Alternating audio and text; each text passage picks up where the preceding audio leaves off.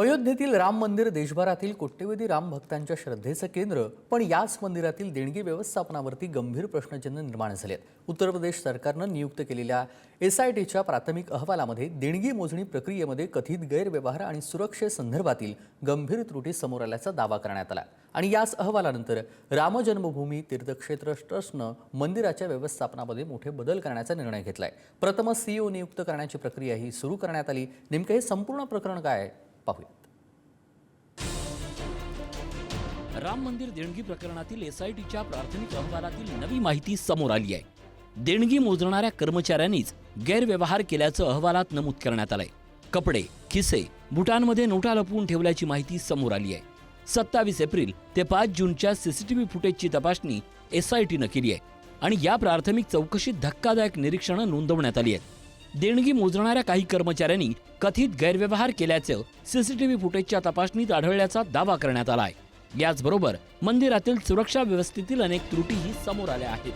अंगझडती, biometric हजेरी आणि CCTV देखरेख यासारख्या नियमांचं प्रभावी पालन झालं नसल्याचं अहवालात नमूद करण्यात आलंय. SIT केवल और केवल लोगों को बेवकूफ़ बनाने के लिए, बड़े बड़े चोरों को बचा लिया गया है. मतलब एक उनकी प्रेस कॉन्फ्रेंस के बाद ये दिखा दिया कि बस सब कुछ अब ठीक हो गया, चंदा चोरी जो है वो बंद हो गया.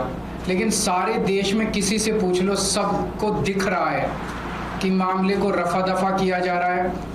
पूरा जोर लगा के बड़े बड़े जो जिन्होंने चोरी की उसमें जो बड़े बड़े नाम है उनको बचाया जा रहा है और पूरे मामले को रफा दफा करने की कोशिश की जा रही है. तो ये बहुत बड़ा खेला हुआ है, ये राष्ट्र का बहुत बड़ा खेला है, ये बहुत दर्दनाक घटना है और इसमें और SIT की जांच का कोई मतलब नहीं रहेगा, ना उसकी प्रिलिमिनरी रिपोर्ट का कोई मतलब रहेगा.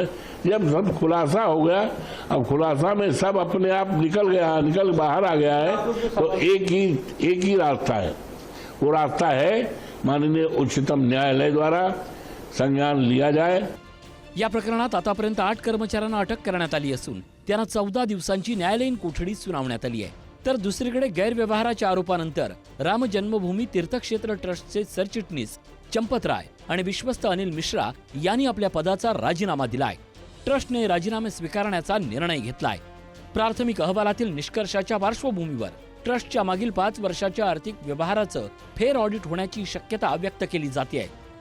या घडामोडीनंतर झालेल्या ट्रस्टच्या बैठकीत मंदिराच्या व्यवस्थापनासाठी स्वतंत्र CEO नियुक्त करण्याचा महत्त्वाचा निर्णय घेण्यात आला आहे.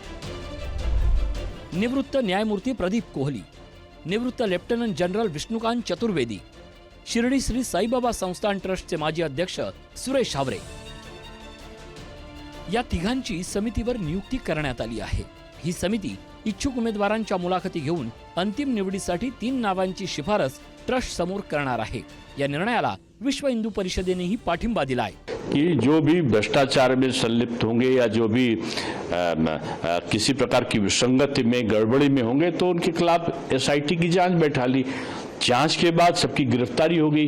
गिरफ्तारी के बाद में अब उनको रिमांड पे लिया गया है. लेकिन कुछ व्यक्तियों के कथित कृत्य के आधार पर पूरे मंदिर निर्माण या करोड़ों श्रद्धालुओं की आस्था को बदनाम करना, ये राजनीतिक दृष्टि से विपक्ष को, मैं समझता हूं, विपक्ष के लिए उचित नहीं है. आता सर्वांचं लक्ष लागलंय ते 22 जुलै रोजी होणाऱ्या राम मंदिर ट्रस्टच्या बैठकीकडे. या बैठकीत नव्या CEOची नियुक्ती, नव्या सरचिटणीस आणि विश्वस्तांची निवड, तसंच देणगी मोजणी आणि मंदिर व्यवस्थापनात व्यापक बदलांवर निर्णय होण्याची शक्यता आहे. दरम्यान 22 जुलैपर्यंत SITचा अंतिम अहवालही येण्याची शक्यता आहे. या अहवालातून या प्रकरणातील जबाबदाऱ्या आणि संबंधित व्यक्तीची भूमिका अधिक स्पष्ट होणार आहे. राम मंदिरातील देणगी व्यवस्थापनावर उपस्थित झालेल्या प्रश्नांमुळे देशभरातील रामभक्तांचं लक्ष या प्रकरणाकडे लागलंय. आता SITच्या अंतिम अहवालात नेमके कोणते निष्कर्ष समोर येतात, ट्रस्ट कोणते निर्णय घेतो आणि नव्या CEOच्या नेतृत्वाखाली व्यवस्थापनात किती पारदर्शकता येते हे पाहणं महत्त्वाचं ठरणार आहे. शिवाजी काळे, पुढारी न्यूज, दिल्ली.